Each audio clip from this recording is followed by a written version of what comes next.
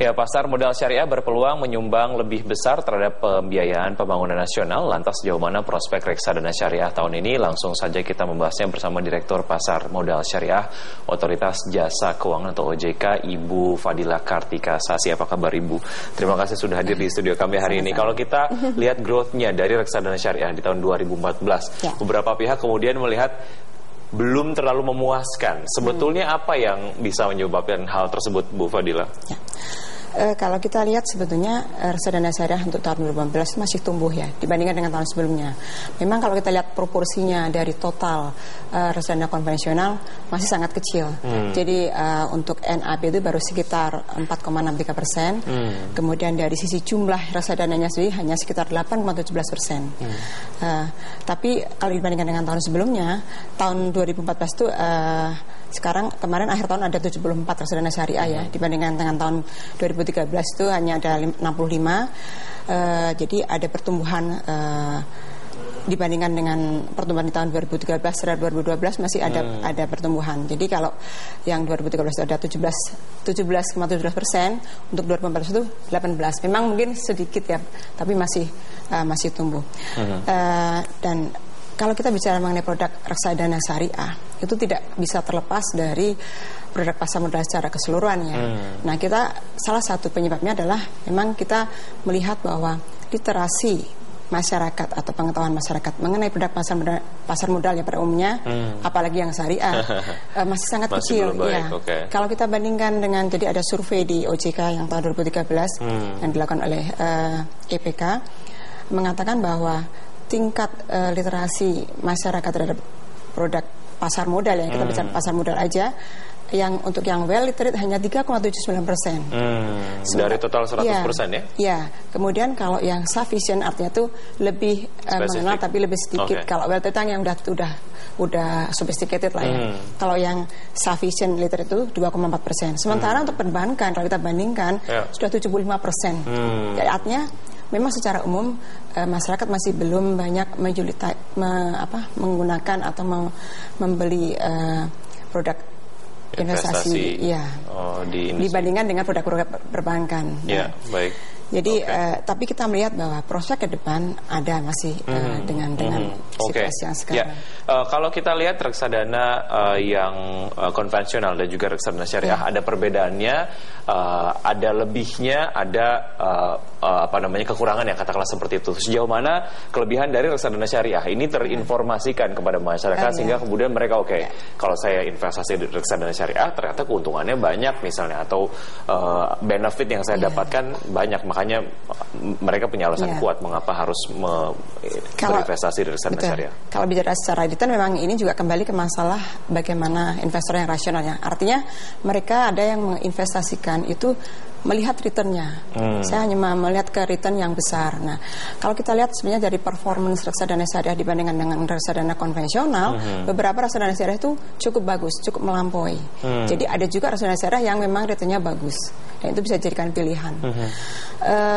Dan bagi masyarakat yang memang ingin menginvestasikan dananya secara syariah ya, karena keyakinannya di samping masalah return tadi, kalau kita bandingkan juga ada yang bagus sekali performance-nya dibanding yang konvensional.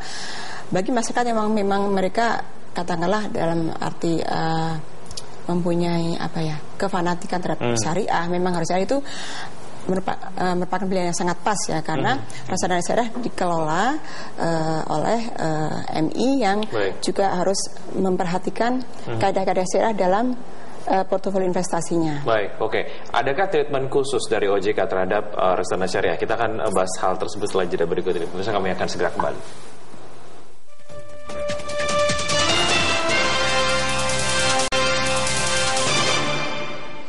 Ya, kembali di Dialog Market Corner dan masih bersama Ibu Fadilah Kartika Sasi. Beliau adalah Direktur Pasar Modal Syariah Otoritas Jasa Keuangan.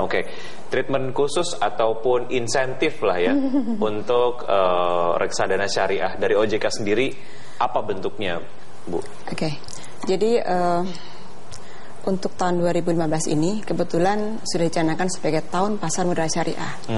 Jadi ini sudah diluncurkan pada bulan Desember yang lalu ya oleh Ketua OJK. Artinya ini membuat kami harus mencari cara-cara yang lebih bagus lagi bagaimana mengembangkan produk termasuk dalamnya reksadana syariah ya. Nah, salah satunya adalah mengenai penguatan di bidang peraturan. Artinya bagaimana kita memperbaiki regulasi kita supaya mendukung market. Nah, di dalam peraturan yang sedang kita revisi saat ini ada beberapa pengaturan terhadap reksadana syariah ini, ada adanya relaksasi dari batasan-batasan yang ada. Jadi ini yang sedang kita propose. Jadi ini memang belum keluar peraturannya, masih kita dalam proses finalisasi. Tapi ada batasan yang misalnya kita longgarkan dibandingkan dengan konvensional, yaitu batasan untuk portofolio dalam satu efek yang di konvensionalnya 10%, kita longgarkan menjadi lebih dari 10%, mungkin 20%. Artinya ada memberikan kelonggaran bagi mereka untuk lebih mudah memperoleh portofolionya karena apa? Karena terbatasnya daftar efek syariah ya dibandingkan dengan yang bukan. Kalau yang konvensional kan bebas ya, artinya ada sekian 500 saham yang ada di listed semua boleh. Tapi kalau ini kan hanya 336. Nah, kemudian ada lagi nanti jenis reksadana baru, reksadana syariah yang tidak dimiliki di konvensionalnya. Jadi kita juga kembangkan kira-kira jenis reksadana apa yang bisa mendukung. Kemudian juga ada relaksasi yang lain. Sebenarnya itu tujuannya adalah untuk bagaimana mengembangkan reksadana syariah ini. Oke, kalau kita bicara mengenai prospek, satu hal yang membuat OJK kemudian optimis reksadana syariah ini pertumbuhannya di tahun 2015 ini akan baik, indikatornya apa saja sebetulnya, Bu Fadila? Kalau kita lihat pertama adalah kondisi perekonomian, kondisi makro ya. Kita lihat juga dari asumsi makro yang dibuat pemerintah sebenarnya sudah cukup bagus. Dan kita lihat perkembangan dari pasar saham sendiri. Kita lihat kemarin indeks ya dari awal tahun ke sekarang juga positif saya melihat, karena sebagian besar dari underlying untuk portofolio untuk reksadana syariah adalah reksadana saham. Sekitar ada 30% dari reksadana syariah itu adalah reksadana syariah saham. Jadi ketika kita melihat bahwa perkembangan di bursa juga kita bagus ya, kita harapkan bahwa itu juga akan menaikkan NAB tentunya. Oke, apa yang harus dilakukan oleh investor katakanlah yang kemudian mulai melirik reksadana syariah ini? Yang pertama kali harus dilakukan supaya ini kemudian mengenalnya lebih jauh gitu ya, tak kenal maka tak sayang. Betul, ya. Dan juga banyak apa namanya dari instrumen investasi berbasis syariah yang kemudian banyak dikoleksi oleh masyarakat. Ya. Tentunya kalau dari kami sosialisasi kita akan terus tingkatkan ya, sosialisasi edukasi pada masyarakat ya. Nah, dari investor sendiri dengan mereka mengenal reksadana syariah, mereka sebenarnya bisa memulai untuk invest di situ karena sekarang relatif sangat terjangkau. Dengan Rp100.000 sudah bisa. Ya, itu mungkin yang belum banyak masyarakat tahu. Artinya bahwa dengan Rp100.000 mereka sudah bisa mulai invest ya. Nah, untuk produknya sendiri kan bisa mereka langsung beli ke MI, ke manajer investasi ya, atau sebenarnya ke APRT, jadi di bank-bank yang menjual produk reksadana sekarang juga sudah banyak. Jadi kami memang upayanya adalah bagaimana meningkatkan pemahaman masyarakat bahwa ini produk investasi yang menguntungkan dan juga menikah di syariah. Baik ya, Ibu Fadila, terima kasih atas waktu dan juga keterangannya. Semoga ini bisa menjadi sarana informasi untuk masyarakat yang memang mulai tertarik untuk reksadana syariah. Terima kasih. Sukses untuk Anda, selamat pagi. Pemirsa, permintaan coklat yang meningkat setiap tahunnya berhasil menarik minat kaum muda di Kamerun untuk beralih menjadi petani kakao. Informasinya usai jeda.